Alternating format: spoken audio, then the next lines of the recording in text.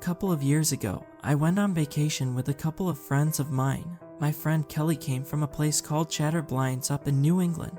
While her family had long since moved out, they kept a summer home in the area. Small town living in a place down by the coast. Sign me up. There were 4 of us in total. Kelly, who arranged the whole thing, was a work friend of mine. Then there was Marie. I didn't know her very well, but she and Kelly went way back, to the point where they could probably finish each other's sentences. Finally, there was Annie. I didn't know her all that well, but I'd seen her around the office a couple of times. Apparently she was related to Marie somehow, but I hadn't bothered to ask how. So on a late Thursday afternoon, we headed for a New England Labor Day weekend. Chatterblinds is a peculiar town, just past Brunswick. The place is along the coast, and houses a couple of hundred people. Most of it looks sort of frozen in the 1970s, and you can tell by the sun-beaten signs that not a lot has changed since then. We made our way to the old summer home at the edge of town. It was the kind of place where you needed firewood to keep warm in the winter and where your water might suddenly run out. There was a well on the property, electricity was spotty at best, and there was a massive wasp nest hanging from the southwestern corner of the roof. Still, it was exactly what we bargained for, cheap country living. Our stay there took some time getting used to, but by Friday night we were having a blast. We took a rowboat out to a sauna on a small island and had margaritas. We spent side touring the town and having a bite to eat at the local pub. We met one of the local fishermen who offered to take us out on a trip on Sunday, which we all heartily agreed to. Subsequently, Sunday turned out great. Sure, we had to get up early, but we were feasting on freshly smoked lobster by the end of the day. We were having a bit of trouble though. There were a couple of locals who weren't all enthused about a bunch of metropolitan women coming to see their town, so we had to endure more than a handful of nasty comments. They were just stupid kids, but it was definitely the worst part of the trip. There was this one blonde kid with a white shirt that just refused to stop smirking at us. His baby sister, aged 10 or 12, didn't seem all too enthused either. When Sunday rolled around, we were ready to go home. Before we did, Kelly decided to give us a final tour. Marie remarked on something peculiar, that there was no church in town. Towns like this always got a church, she commented. It's just strange, is all. It's the bedrock, Kelly commented. Most of the town is built on solid bedrock, so just build a church on the bedrock. Can't have a graveyard built on bedrock. Kelly shrugged. Most folks who died back in the day were shipped off to either Brunswick or Wiscasset. Kelly stopped for a moment, considering something. Checking her phone, she nodded. We got time, she smiled. You gotta see this one last thing. The Casket Cellar. She took us to the north side of town. We followed a dirt road into the woods, where there was this bulging dirt mound. Not just like a pile, but like a small structure. It was clearly man-made but hadn't been used in decades. It was covered in wildflowers in this perfect circle, like a place of worship.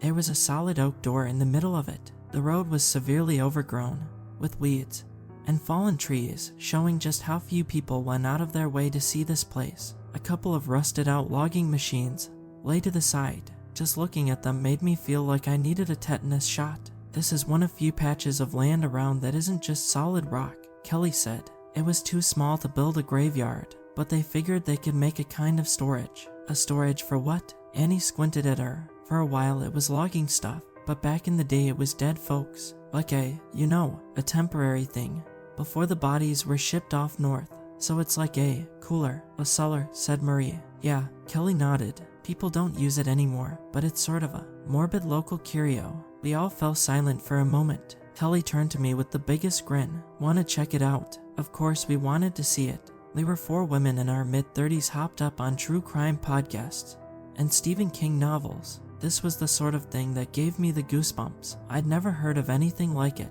A body cellar. Sick. The door took some convincing to open, but we managed to squeeze through. The air was damp and cool, much colder than expected. Using our phones as flashlights, we walked down a narrow set of stone steps, deeper into the ground. The cellar was about 9 by 9 feet, and we had to crouch not to hit our heads on the ceiling at times. The ground was solid bedrock, but the walls were a combination of propped up planks and deep dirt holes. They reminded me of the wasp nest back at the house, where you could see these deep chambers built into it. It was the same here, about a dozen holes in the wall, going deep into the dirt. Of course, there was nothing there. The place hadn't been used for decades, maybe even a century. There was some kind of opening somewhere, as I could feel a puff of cold air going through the room, but I couldn't see any ventilation or opening. To add to the ambience, Kelly decided to light an oil lamp she found in the corner. We were a bit skeptical, but it seemed to work well enough. She hung it on a hook in the middle of the room. The light flickered a little as we turned off our flashlights and looked around the room. There were these small notches in every hole where caskets were once slid in. There were tools along the left-hand wall, things like hooks to drag the bodies out, hammers and rusted nails to fix broken casket lids, masks to shield workers from swarms of flies. Every item told a story, and once you put it all together, it painted a grim picture. This place had been something real and sorrowful. This wasn't a tourist attraction, it was a remnant of a grim reality. This was a place of necessity, not curiosity. I felt a little bad about it and suggested we leave. Marie and Kelly wanted to take a couple of pictures, so they asked me to help.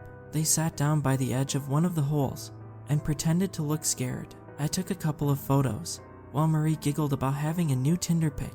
I wasn't amused, it was too morbid. That cellar was uncomfortable. We turned to leave, hurrying up the stairs. Annie was first. As she reached the door and pushed on it, she stopped. She pushed again and again. It's stuck, she said.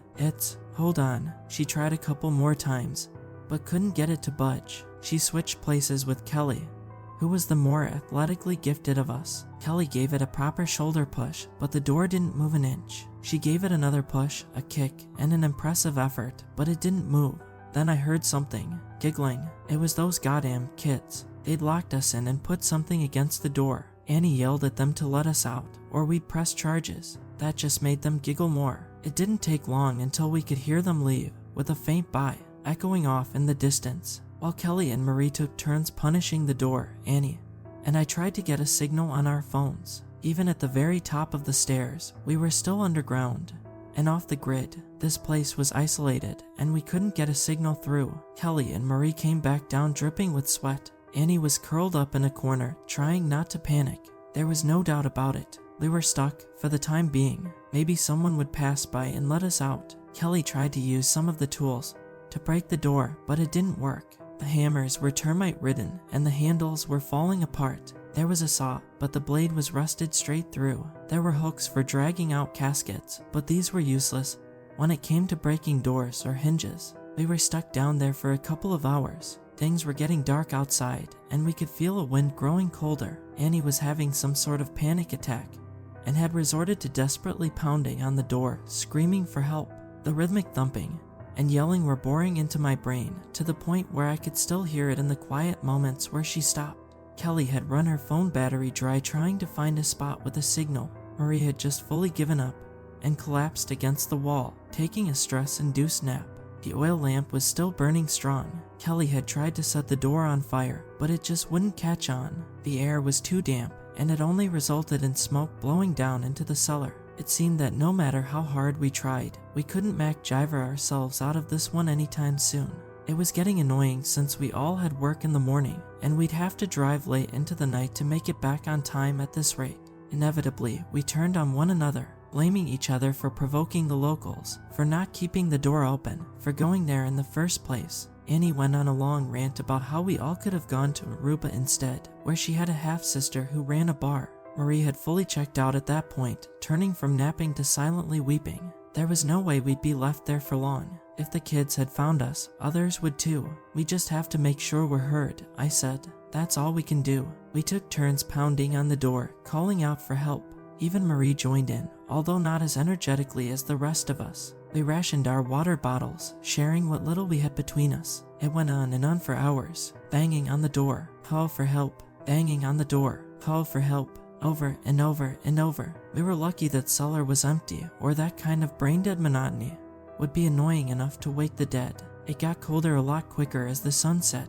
There had already been an overcast during the day, so we figured it wouldn't be long until it started to rain. Maybe someone would come looking for us in the morning. The four of us not showing up for work ought to raise a few eyebrows. We huddled together for warmth, watching the light of the oil lamp flicker back and forth.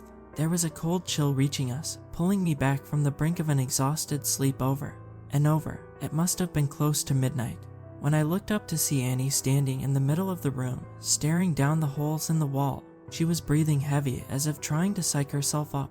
I squinted at her, trying to get the sleep out of my eyes. "What are you doing?" I whispered as to not wake the others. "I heard something," she said, "and there." She pointed straight into one of the hole. As she did, an icy wind swept through the cellar, swirling the dirt around and stinging my nose. Marie shuddered in her sleep.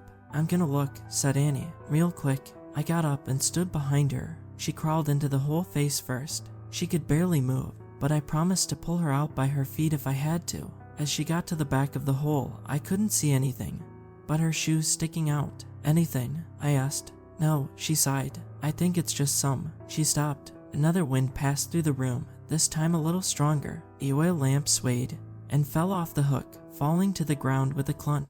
The flame went out as Marie and Kelly sprung awake. For a moment, everything went deathly quiet. I felt this strange sensation in my chest, something tightening over my ribs, like my blood constricting, something poking my heart to provoke it into racing. "Annie," I whispered. "Nothing." I picked the lamp up, lit it, and hung it back up. I could see her feet dangling at the edge of the hole, not moving an inch. Then she moved. A sudden lurch, her legs motionless, moving further down the hole, as if something was dragging her in by the head. I grabbed her foot and felt a tug on the other end. A sudden pull, and her shoe came off.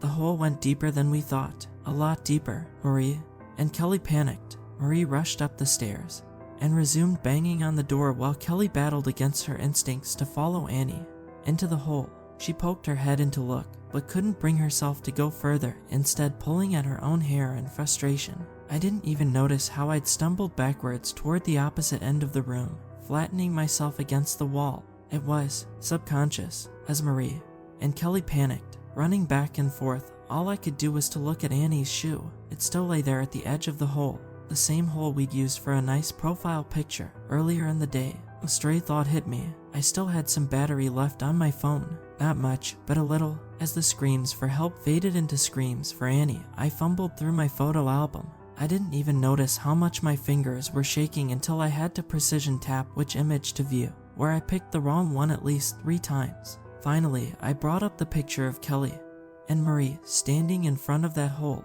The flash had gone off, giving them a bit of an eerie glow, but it also allowed me to see straight into the hole behind them. There were these 10 white spots in the dirt, laid out in a sort of crescent semicircle. They were too dull to be eyes or glass. They weren't really reflective. My mind wandered as I pondered the possibilities. My eyes blurred, looking away from the screen and down onto my dirty hands, my pale thumbs holding the device in a cramp. Looking back at the picture, I couldn't help but to see a similarity. 2 sets of 5, deep in the dirt, fingers. I took down the oil lamp and carefully moved up to the hole. Kelly and Marie joined me. We looked inside, only to see that the back end of the wall was gone. Instead, it was just this hole going deeper into the dirt at a slight tilt.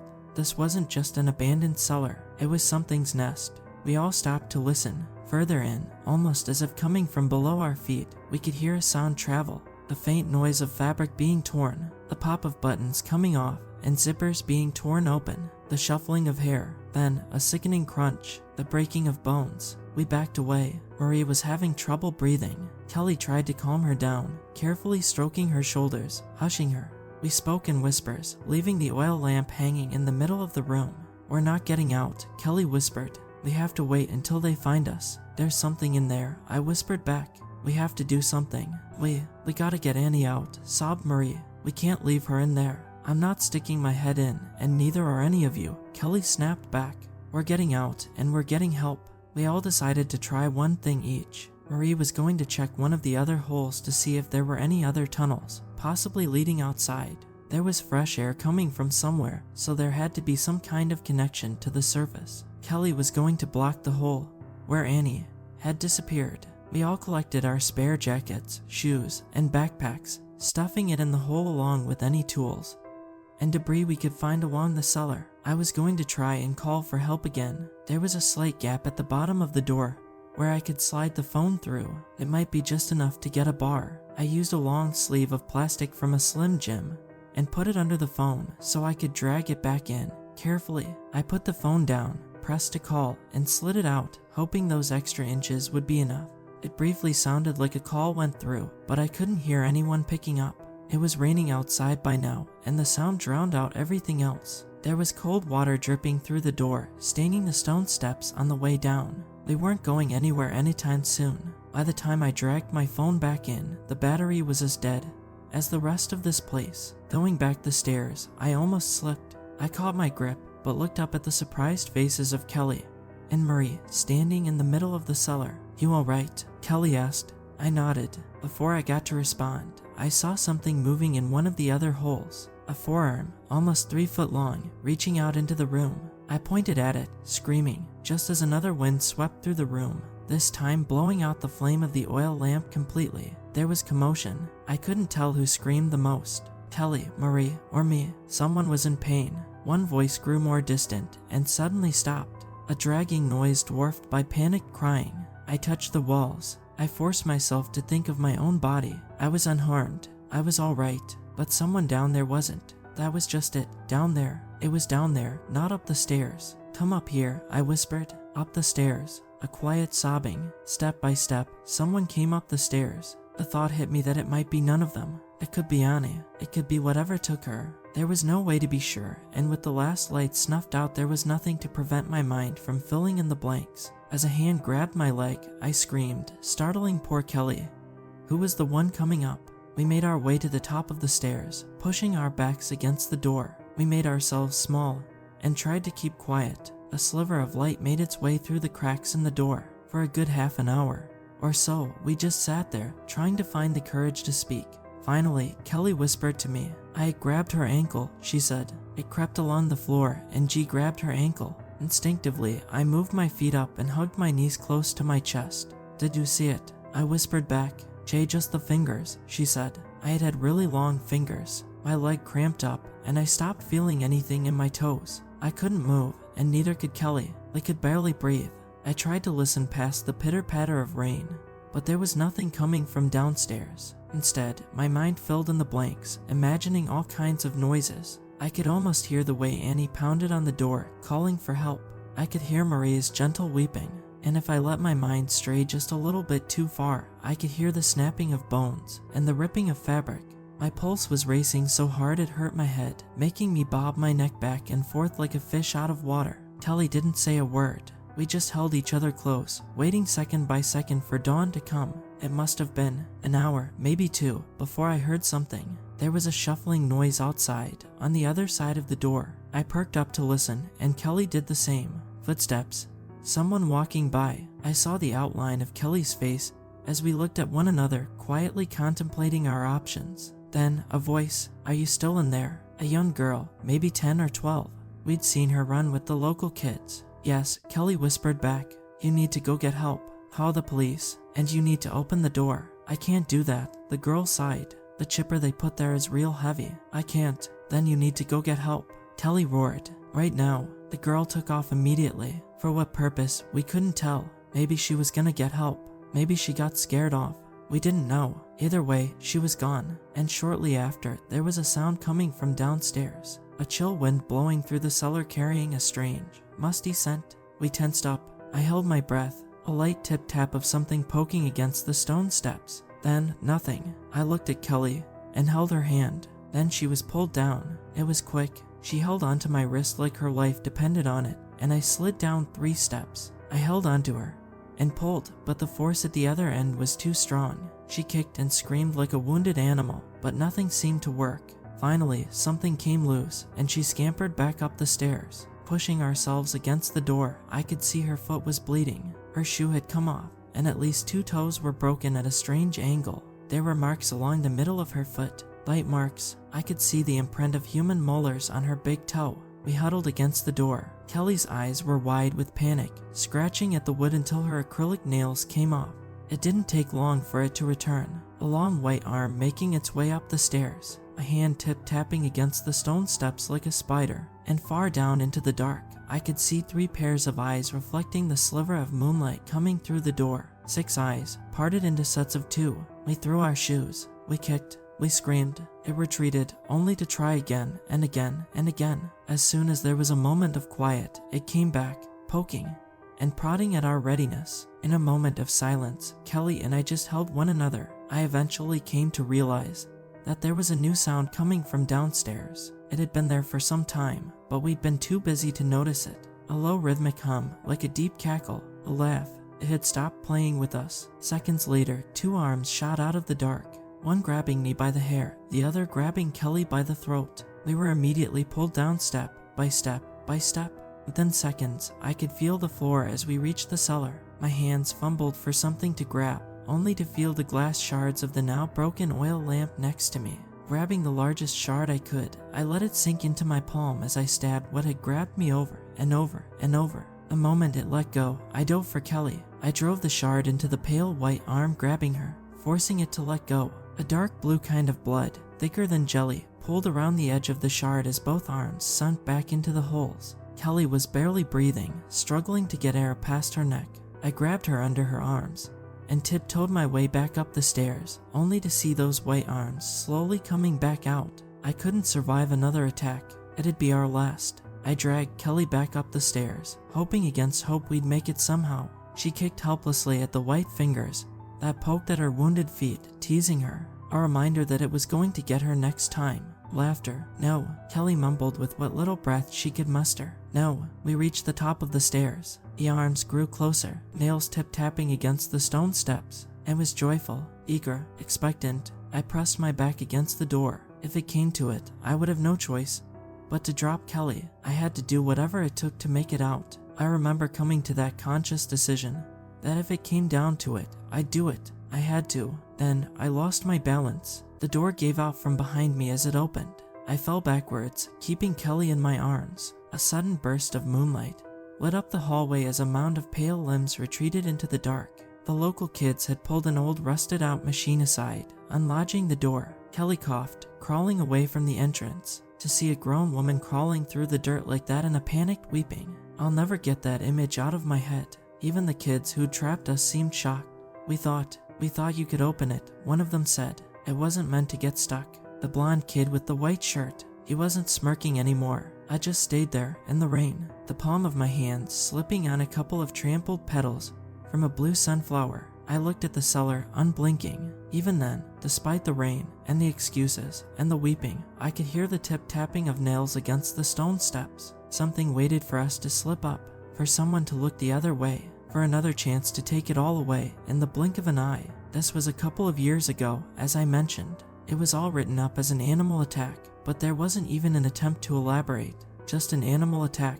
A local sheriff ordered the place permanently closed, so they just filled it up with gravel and dirt. They never recovered Marie or Annie. They never even said what happened to them. Kelly had to amputate part of her foot, but was otherwise fine. But she, like me, wasn't going to be the same ever again. That's why I sleep with the lights on and something playing on my laptop.